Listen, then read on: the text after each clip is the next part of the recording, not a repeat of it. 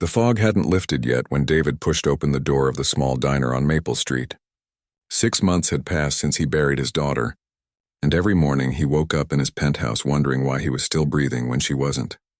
The marble floors, the designer furniture, the floor-to-ceiling windows overlooking the city, none of it mattered anymore. It all felt like a museum of a life he used to care about.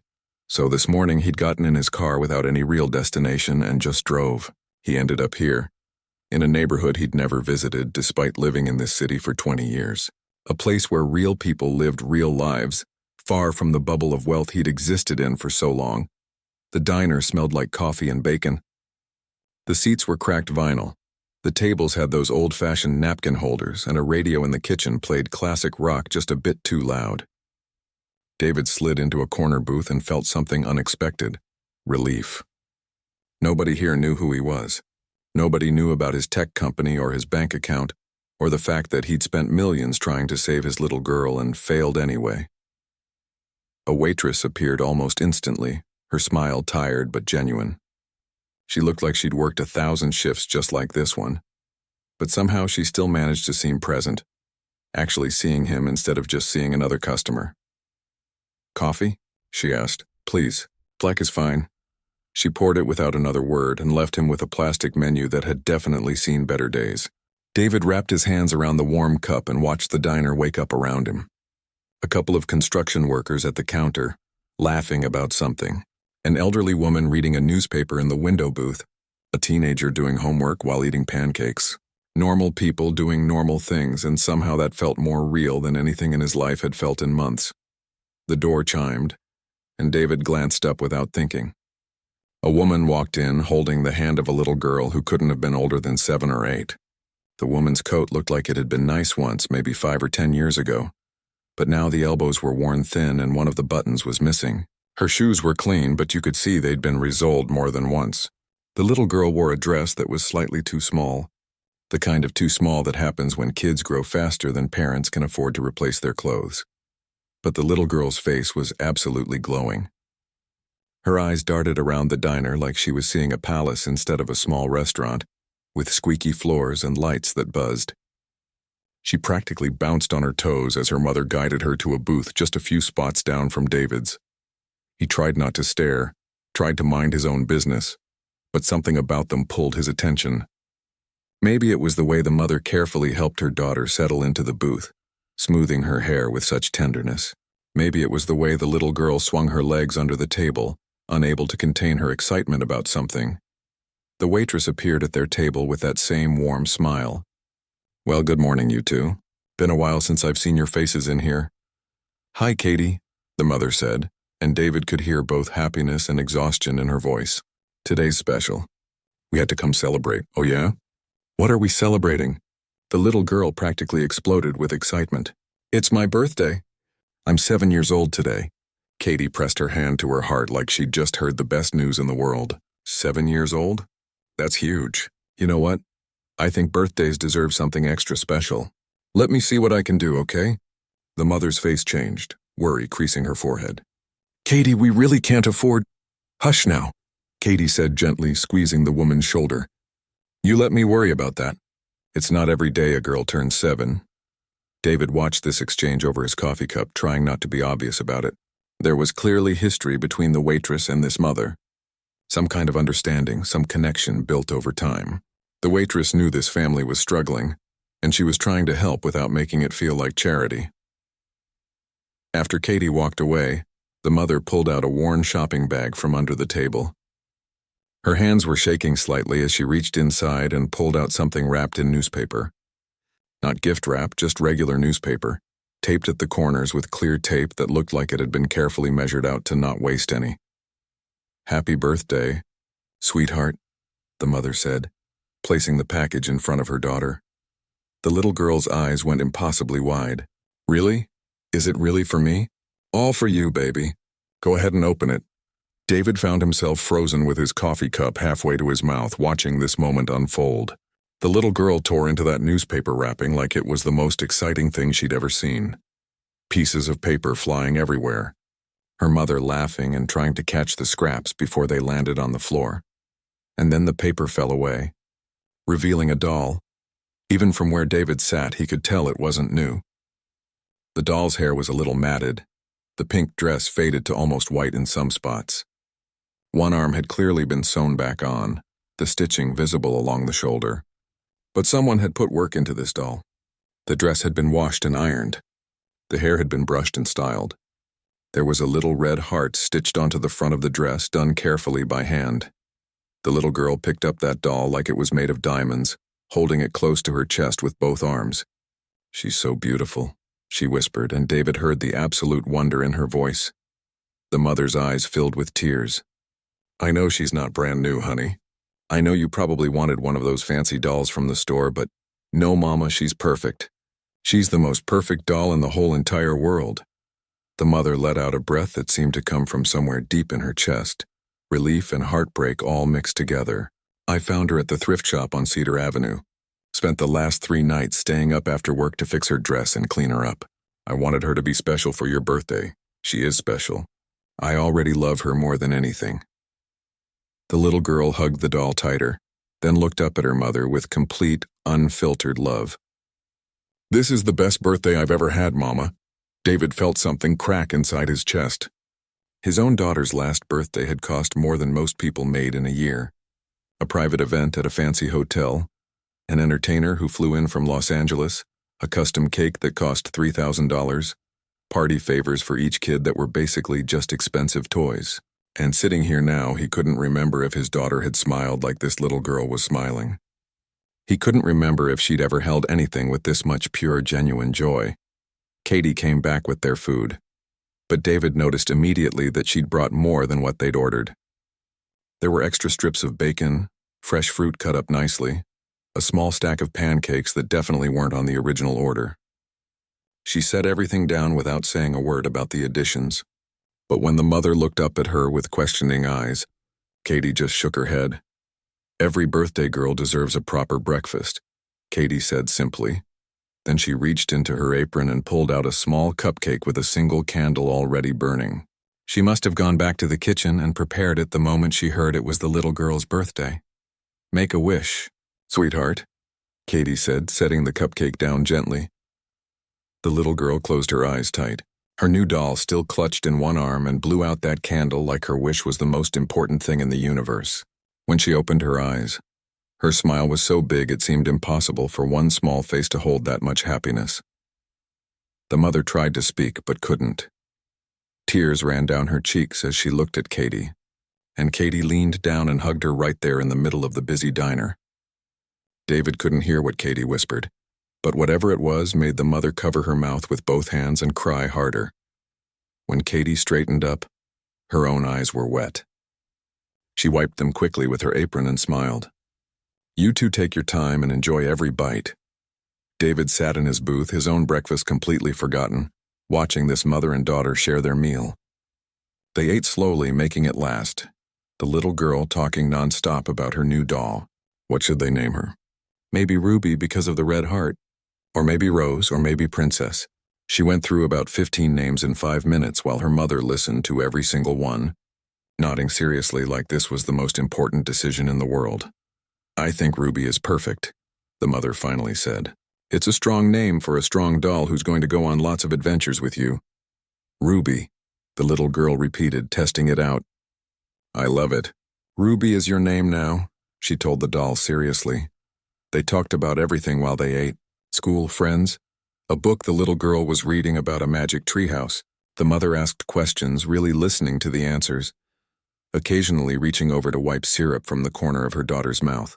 She was completely focused on her child, making sure this moment was special, making sure this birthday felt important even though it was just a diner breakfast and a second-hand doll. This is what love actually looks like, David realized. Not the expensive presents or the elaborate parties or the designer clothes. It was staying up 3 nights to fix a used doll. It was ordering the cheapest thing on the menu so your kid could have orange juice. It was finding joy in a single cupcake, in a cracked vinyl booth, in a moment that cost almost nothing and meant absolutely everything. David's coffee had gone cold, but he couldn't make himself leave.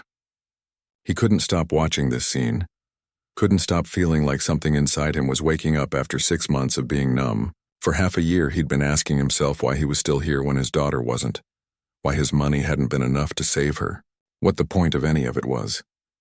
But watching this mother and daughter, watching Katie the waitress offer kindness from her own pocket when she probably didn't have much herself, David started to wonder if maybe he'd been asking the wrong questions entirely. Maybe it wasn't that his money had failed him. Maybe he'd failed to understand what really mattered all along. The little girl was showing Ruby the pictures on the paper placemat now, telling her doll about each one like Ruby could actually see and understand. The mother watched with soft eyes, her hand resting on her daughter's arm, just being present in this moment with complete attention. David thought about all the times he'd been too busy for moments like this with his own daughter. All the times he'd been on his phone during dinner, checking stock prices or answering emails. All the times he'd hired someone else to take her places because he had meetings. He'd told himself he was working so hard to give her a good life, but maybe what she'd really needed was just him, actually being there, actually paying attention. It was too late for his daughter. That chance was gone, and David would spend the rest of his life carrying that regret. But watching this mother and daughter across from him, watching Katie move through the diner, bringing small moments of kindness to people who needed it, something shifted inside him. Maybe it wasn't too late for him to figure out what actually mattered. Maybe there was still a chance to do something meaningful with everything he had. Maybe his daughter's life and death could still mean something if he could just figure out how to transform all this grief and guilt into something that actually helped people. David ordered another coffee just to have a reason to stay a little longer. The morning sun was starting to burn through the fog outside, light streaming through the diner windows, and for the first time in 6 months, David Chen felt something other than emptiness. He felt the smallest flicker of purpose, barely there but real enough to notice. He didn't know what he was going to do yet. Didn't have a plan. But sitting in that corner booth watching a struggling mother make magic out of almost nothing for her daughter's birthday, David knew he'd stumbled onto something important. Something true. Something that might just save him if he was brave enough to follow where it led. David ordered yet another cup of coffee he didn't actually want. He just couldn't bring himself to leave yet, though he couldn't exactly explain why. There was something about being in this diner, watching regular people live their regular lives, that made him feel less alone than he'd felt in his empty penthouse surrounded by everything money could buy. Katie brought him the refill with a knowing look, but didn't say anything. She'd probably seen plenty of people sit in her section longer than necessary, lost in their own thoughts while the world kept moving around them. The mother and daughter were taking their time with breakfast, and David was grateful. He wasn't ready for them to leave, even though they had no idea he was paying attention. There was something about witnessing their small celebration that made the morning feel less heavy, less hopeless. The little girl had propped Ruby up in the booth beside her, positioning the doll carefully so she could see everything happening. She was telling the doll about all the adventures they'd have together, her voice carrying that enthusiasm only children have, where everything is possible and the world is full of magic. "Ruby needs to meet all my friends at school," the little girl announced, "and we'll have tea parties, and she can sleep right next to me every single night. We're going to be best friends forever." The mother smiled at this, that soft smile parents get when their children say something that shows how beautifully they see the world. "That sounds perfect, honey. Ruby is lucky to have you." "No, Mama. I'm lucky to have Ruby, and I'm lucky to have you." The little girl said this so simply, so genuinely, that the mother had to look away and blink rapidly. Katie stopped by their table again, topping off the mother's coffee even though she'd barely touched it. "Everything tasting okay?" "It's wonderful, Katie, really. I don't know how to thank you for—" "You don't need to thank me," Katie interrupted gently. "Some days we all need to know that somebody sees us, you know? That somebody understands what it takes just to keep going." The mother reached up and squeezed Katie's hand. "You always see us, always. That's because you're worth seeing, Jennifer. You and this beautiful girl of yours." David felt like he was intruding on something private, but he couldn't look away. There was clearly a bond between these two women. Something built from repeated small kindnesses and shared understanding of what it meant to struggle. They both knew what it was like to count every dollar, to make hard choices, to keep smiling even when everything felt impossible. The little girl was oblivious to the emotional undercurrent between her mother and Katie.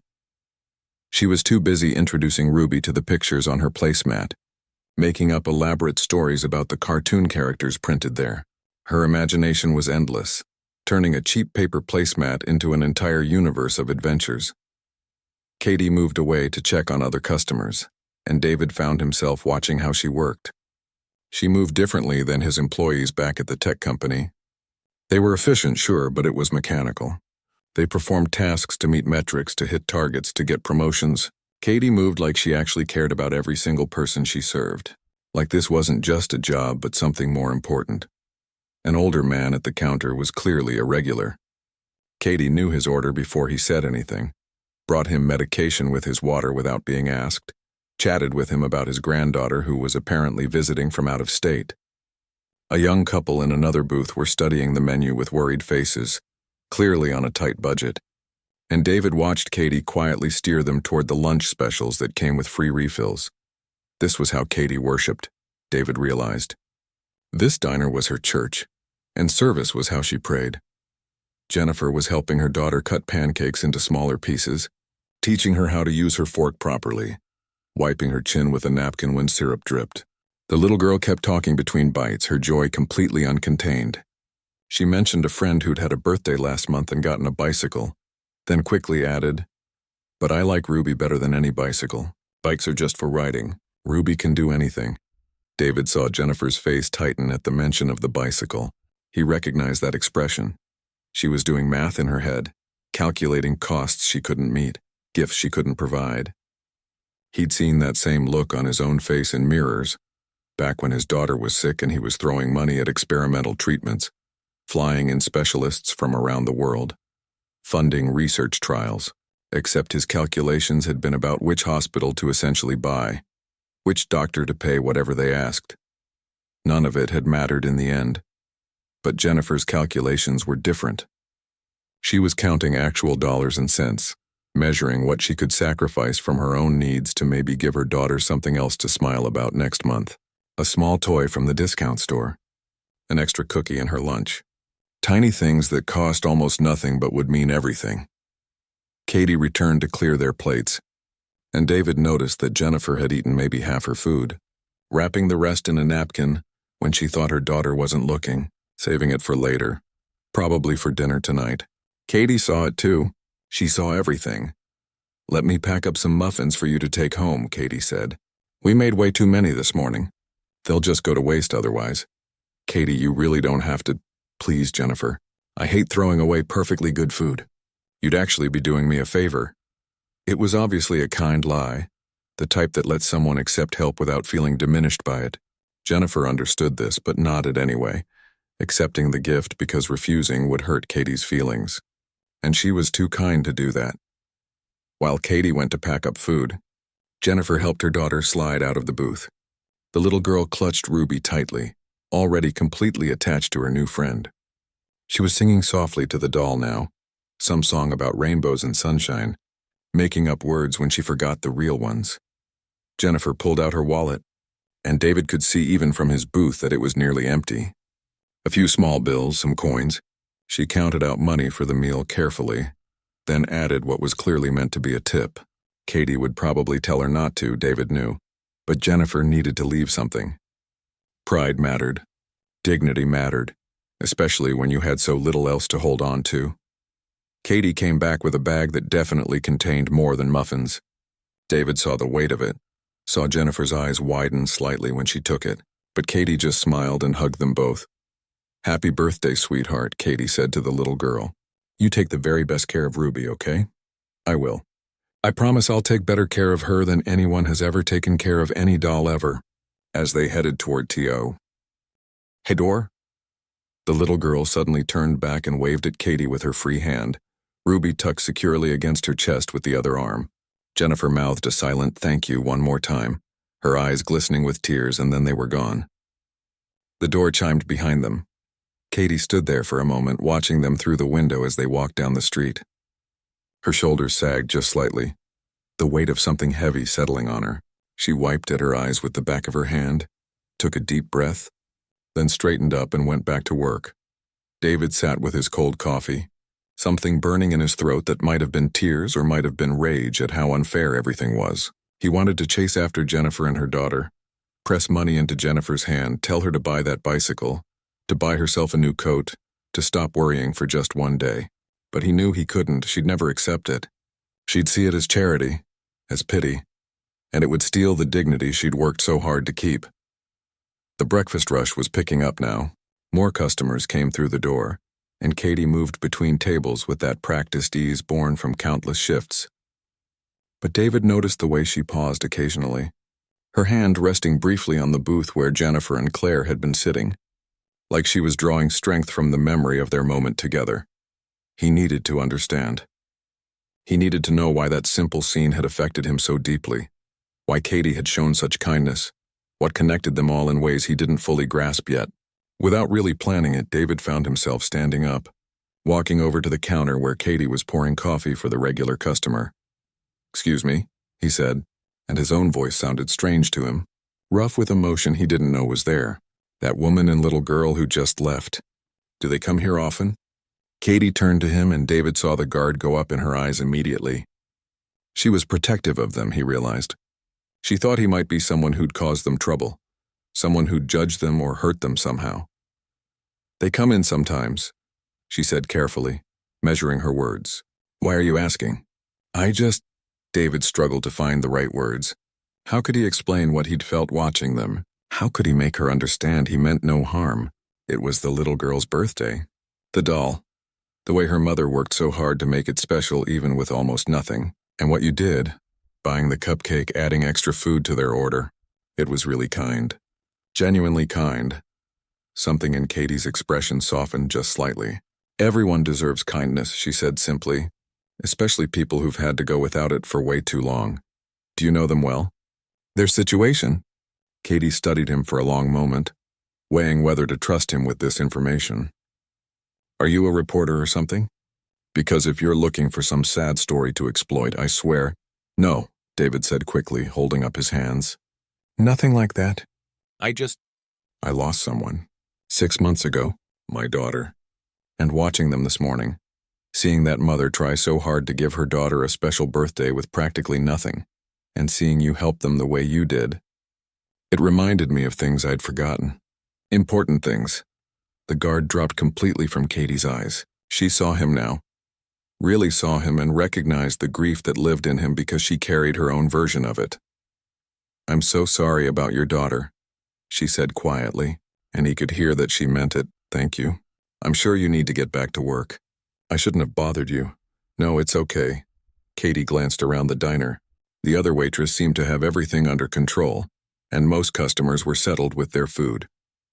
"My break starts in about 5 minutes anyway. If you want to talk, I'll have a few minutes." David nodded, grateful in a way he couldn't put into words. He went back to his booth, and exactly 5 minutes later, Katie appeared with 2 fresh cups of coffee. She slid into the seat across from him, the same seat where the little girl had been sitting earlier, where Ruby the doll had been propped up to see the world. "Her name is Jennifer," Katie began, wrapping her hands around her coffee cup like she needed the warmth. "The mother.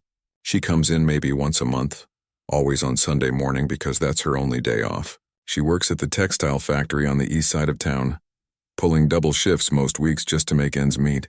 Her daughter is Claire, 7 years old as of today, bright as sunshine, sweet as anything you've ever met." "What about Claire's father?" Katie's expression hardened. "Gone. Walked out when Claire was about 2 years old. Just disappeared one day.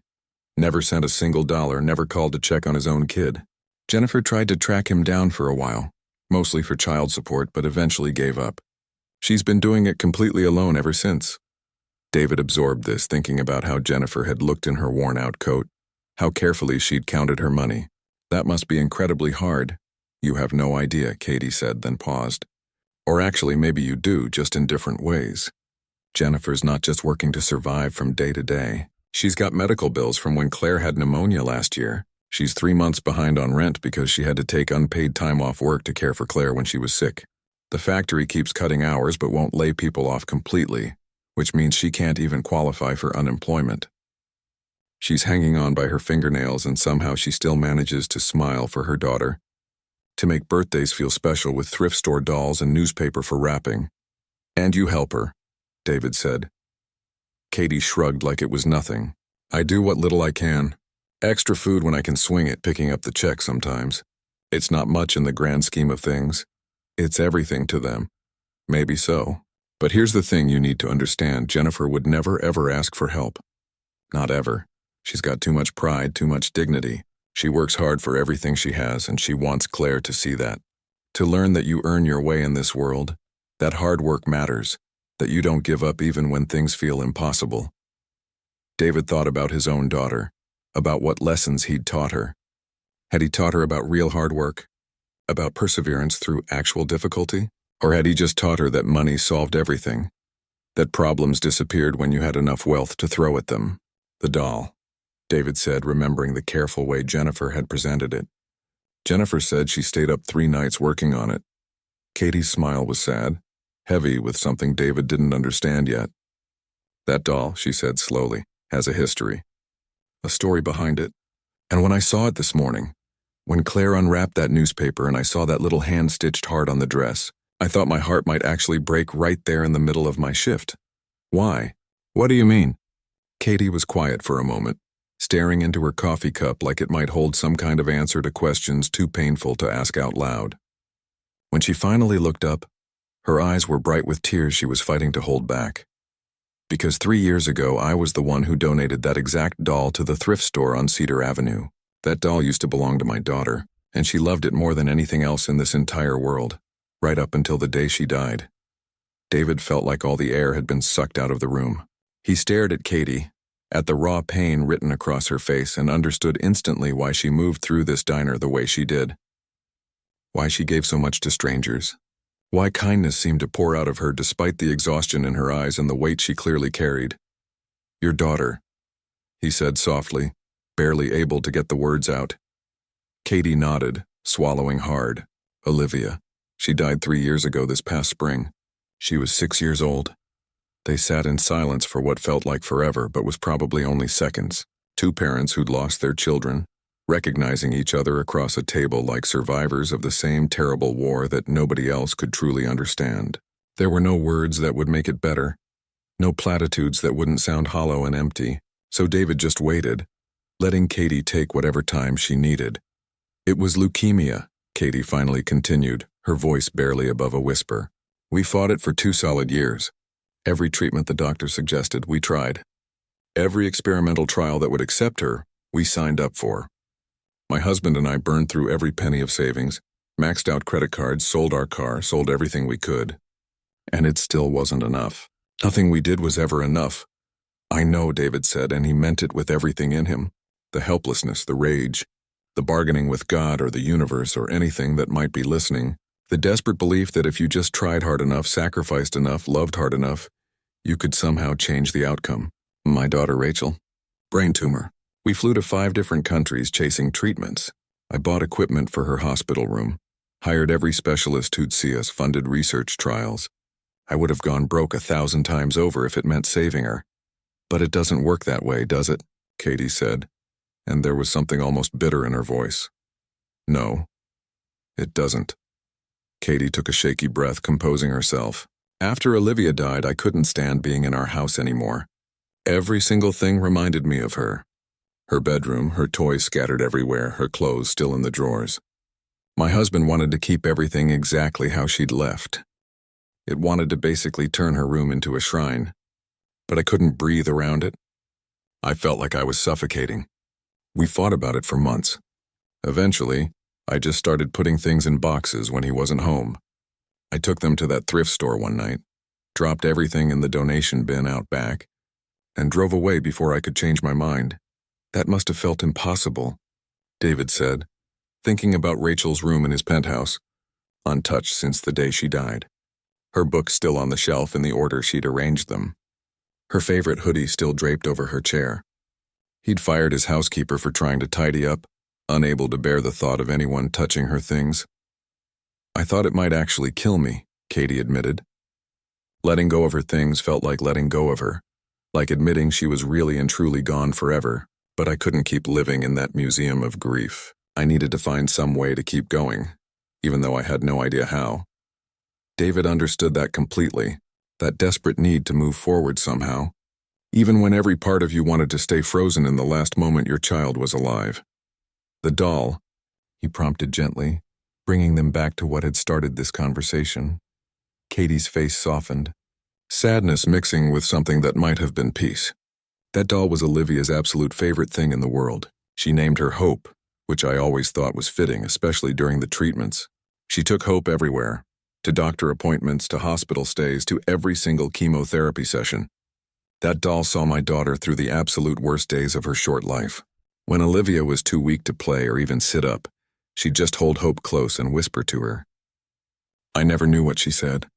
Private conversations between a little girl and her best friend.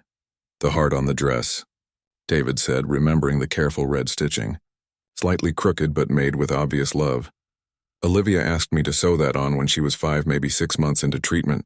She said Hope needed a heart that people could actually see, so everyone would know she was full of love inside. I'm terrible with a needle and thread, absolutely awful at crafts, but I tried my best. I stayed up late one night in her hospital room while she slept, sitting in that awful vinyl chair next to her bed, stitching that clumsy little heart by the dim light from all the medical equipment. Katie paused, wiping at her eyes with a paper napkin from the dispenser on the table. Around them, the diner buzzed with normal Sunday morning energy that felt completely disconnected from the heavy conversation happening in their booth. People eating breakfast, reading papers, arguing good-naturedly about football. Life just going on like it always did, completely indifferent to private griefs. So when I saw that doll this morning, Katie continued, with Claire holding it like it was made of pure gold, with that same wonder and love that Olivia used to have, I almost completely lost it right there in front of everyone. But then I thought maybe this is exactly how it's supposed to work. Maybe Hope was always meant to bring joy to another little girl who really needed her. Maybe some small part of Olivia lives on through that. David felt tears on his own cheeks and didn't bother trying to hide them. You didn't tell Jennifer that the doll belonged to your daughter? How could I? Jennifer spent 3 nights staying up late after long work shifts, carefully fixing that doll, making her special for Claire's birthday. If I told her the truth about where it came from, she'd feel absolutely horrible. She'd probably try to give it back, and then what? No, keeping quiet is better. It's the right thing to do. Claire loves Hope now, and honestly, that's all that really matters. You're a remarkable person, Katie, David said, and he meant it with his whole heart. Katie shook her head firmly. I'm not remarkable. I'm just trying to survive, same as everyone else. Trying to find some kind of meaning in all this mess. Trying to make something good come out of something terrible. That's all any of us are doing, right? Just trying to keep going. Is that why you work here? Why you help people like Jennifer? Partly, Katie admitted. After Olivia died, my marriage completely fell apart. Turns out grief doesn't bring people together the way everyone says it does. Sometimes it just highlights every way you're different. Every way you're broken that doesn't line up with how the other person is broken. My ex-husband wanted to stay frozen in that moment of loss forever. I needed to find a way forward, even though I had no idea what forward even looked like. We divorced about a year ago. I'm sorry to hear that. Don't be. It was the right thing for both of us, honestly. But it left me alone, starting completely over at 33 with basically no job history and a mountain of medical debt that bankruptcy couldn't even touch. This diner was hiring. The owner's a decent guy. Doesn't ask too many personal questions, pays cash when I really need it. And working here, being able to help people in small ways, it gives me something. Purpose, maybe. I can't save anyone from cancer, but I can make sure a struggling mother knows somebody sees how hard she's trying. I can make sure a little girl has a cupcake with a candle on her birthday. Small things, but they matter. They matter more than you could possibly know, David said. He'd been thinking about this since he first sat down in this diner hours ago, trying to understand what he was feeling, why this morning had shaken something loose inside him. For 6 months now, I've been drowning in my grief. I stopped going to work, stopped seeing friends, stopped doing anything except sitting alone in my apartment staring at walls and wondering what the point of anything was. My daughter is gone and nothing I did could save her, so what good is any of it? What's the point of having all that money if it couldn't fix the only thing that mattered? Katie nodded like she understood every word. But watching Jennifer and Claire this morning, David continued, watching you help them without making them feel small, it made me realize something important. I've been asking the wrong question this whole time. It's not, what's the point of anything? The real question is, what are you going to do with what you have? Jennifer doesn't have much of anything, but she uses every bit of it to take care of her daughter and give her a good life. You don't have much either, but you use what you do have to help people who desperately need it. Both of you are actively choosing to do something meaningful with your pain and your struggles. And you? Katie asked, looking at him directly. What are you choosing? That was the real question, wasn't it? David had more money than he could spend in 10 lifetimes, and for 6 months he'd been using it for absolutely nothing. Just letting it sit in accounts while he slowly rotted away in his grief, convinced that wealth was meaningless because it hadn't saved what mattered most. I honestly don't know yet, he admitted. But I think I'm starting to figure something out. Something important. Katie's break was ending. David could see the other waitress shooting pointed looks from across the diner, clearly needing help with the growing lunch crowd. They'd need all hands on deck soon. I really should get back to work, Katie said, starting to slide out of the booth. Wait, David said quickly.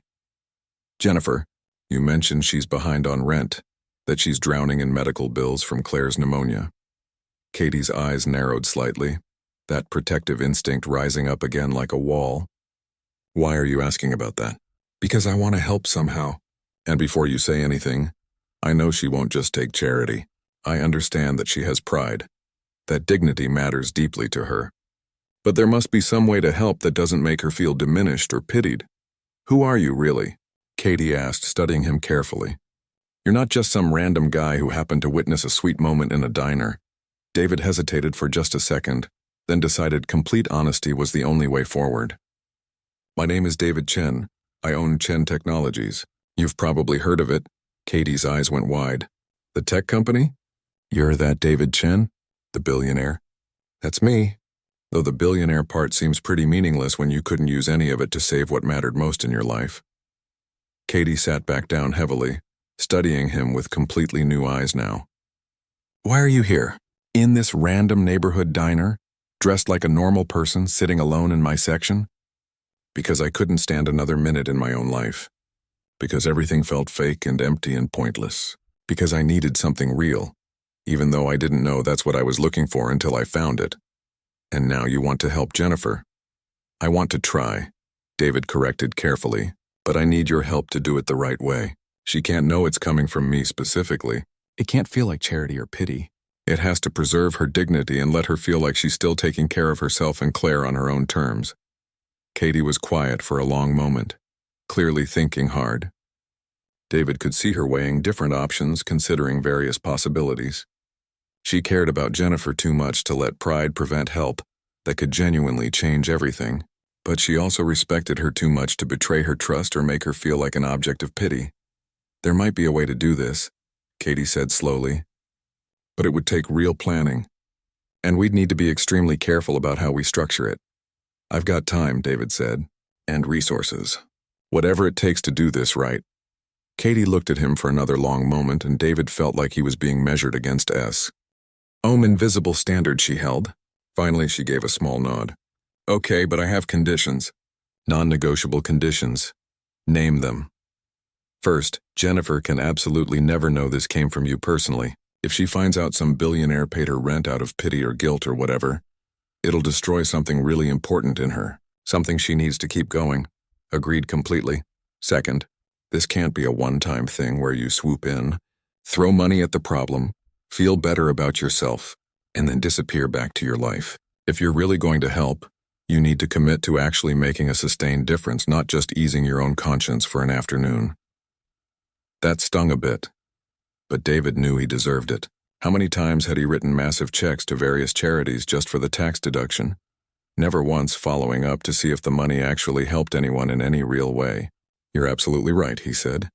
I want to do this properly, the right way. What did you have in mind? Katie pulled out her order pad and a pen, and they started sketching out ideas right there in the booth. They talked through the rest of her break and well into the early lunch rush, with Katie occasionally jumping up to refill coffee or take an order before returning to their planning session. By the time the lunch crowd finally thinned out, they had the basic outline of something that might actually work without destroying Jennifer's dignity in the process. A foundation, Katie suggested. Not in David's name, but created in memory of children who'd been lost too soon. It would identify families struggling with medical debt or other hardships and provide grants that looked completely official and impersonal. Not charity, but legitimate assistance programs that people could apply for and receive based on documented need. We'd need someone to run it day to day, David said, thinking out loud. Someone who really understands what these families are going through, who can make sure help reaches the people who actually need it most, instead of getting lost in bureaucracy. Katie looked at him steadily. Are you offering me a job right now? Would you even consider taking it if I was? She thought about it seriously, her fingers drumming on the worn tabletop. I'd need to know a lot more details first. The actual scope of what we're talking about, how it would really work, what my role would be specifically, whether this is legitimate or just some rich guy's guilt project. But yeah, if you're truly serious about this, if you're really committed to helping people and not just making yourself feel better, then yes, I'm very interested. I'm serious, David said, and realized he meant it more than he'd meant anything in the past 6 months. This felt right in a way nothing else had felt since Rachel died. This felt like actual purpose instead of just existing. They exchanged phone numbers and made plans to meet again later in the week to discuss more details and start putting together something concrete. As David finally stood to leave, dropping enough cash on the table to cover his numerous coffees and leave Katie a tip that would probably shock her when she counted it later, Katie caught his arm gently. Thank you, she said quietly. Seriously, for really seeing us, for wanting to help, for understanding why it matters. It means more than you could possibly know. Thank you, David replied, his voice rough with emotion, for reminding me why any of this matters at all, for showing me there might still be a point to everything. He walked out of that diner into bright afternoon sunshine, and for the first time in half a year, David Chen felt something other than crushing emptiness. He felt the smallest spark of purpose beginning to kindle inside him, and he intended to nurture it into something that might actually honor his daughter's memory in a way that mattered. David didn't go straight home after leaving the diner. Instead, he drove around the city for hours, seeing it with completely different eyes than he'd had that morning. He noticed things he'd driven past 1,000 times without really seeing. The rundown neighborhoods where paint peeled off houses, people waiting at bus stops looking exhausted before their day even started. Small shops with handwritten signs about being family-owned for 3 generations, clearly struggling to stay open. Children playing in parks with equipment that was rusted and probably hadn't been updated in 20 years. For so long, he'd existed inside a comfortable bubble of wealth that kept all of this reality at a safe distance. Private cars with tinted windows, exclusive restaurants where you needed reservations months in advance, offices in gleaming glass towers where the closest he came to regular people was through quarterly earnings reports and market analysis spreadsheets. His daughter's illness had cracked that bubble somewhat, but only partially. He'd spent money trying to save Rachel, mountains of money, but always from inside the comfortable cocoon of private hospitals and exclusive clinics. He'd never sat in a crowded public hospital waiting room for hours, never had to worry about how to pay for treatment, never had to choose between buying medicine and paying rent. Jennifer lived that reality every single day, was still living it right now, and somehow, despite everything, she'd managed to make her daughter's birthday special with a second-hand doll and breakfast at a neighborhood diner. By the time David pulled into his building's underground parking garage, his mind was spinning with possibilities he hadn't allowed himself to consider before. He took the private elevator up to his penthouse, walked through rooms that still felt like a museum dedicated to a life he didn't live anymore, and went straight to his home office. For the first time in 6 months, he opened his laptop with actual purpose driving him. The next 3 days were a complete blur. David barely slept, barely remembered to eat, completely lost in research and planning. He called his lawyer at midnight with questions about nonprofit structures and legal requirements.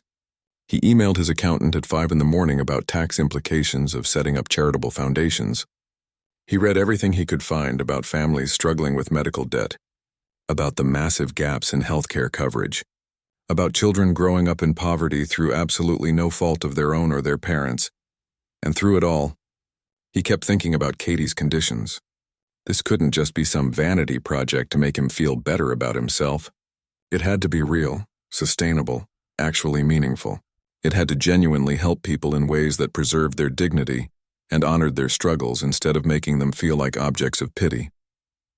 On Wednesday afternoon, David met Katie at a coffee shop roughly halfway between his downtown office and her neighborhood. She arrived in jeans and a comfortable sweater, her hair pulled back in a ponytail, looking more rested than she had on Sunday morning. She slid into the booth across from him, and David immediately pushed a thick folder across the table toward her. "What's all this?" she asked, eyeing it cautiously. "A proposal. For everything we talked about." Katie opened the folder and started reading. David watched her face carefully as she absorbed the details he'd spent 3 days putting together with his lawyers and financial advisors. He'd worked with them to establish what he was calling the Olivia and Rachel Foundation, named for both their daughters with Katie's permission that he'd gotten via text message at 2 a.m, when sleep was impossible. The foundation would focus specifically on helping families dealing with childhood illness and everything that came after, with particular attention to the crushing financial burdens that persisted even after treatment ended or children were lost. There would be grants for medical debt relief, assistance with rent and utilities, childcare support for parents working multiple jobs, and general emergency hardship funds.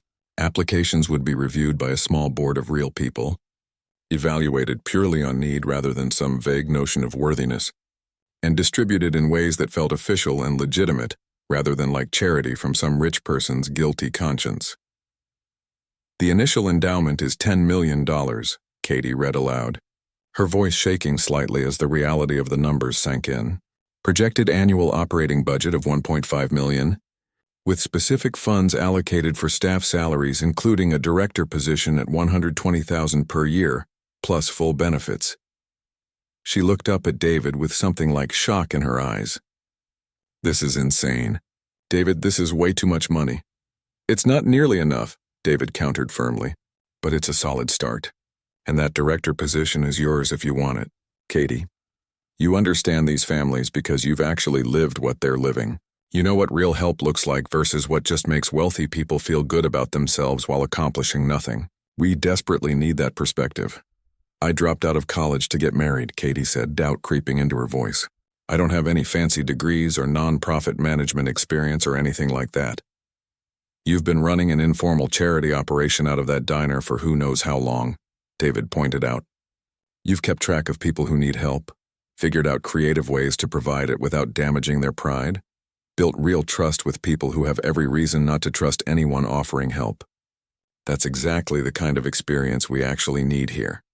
Katie flipped through more pages, reading about the office space they'd lease, the additional staff they'd need to hire, the outreach programs they'd develop to connect with families who need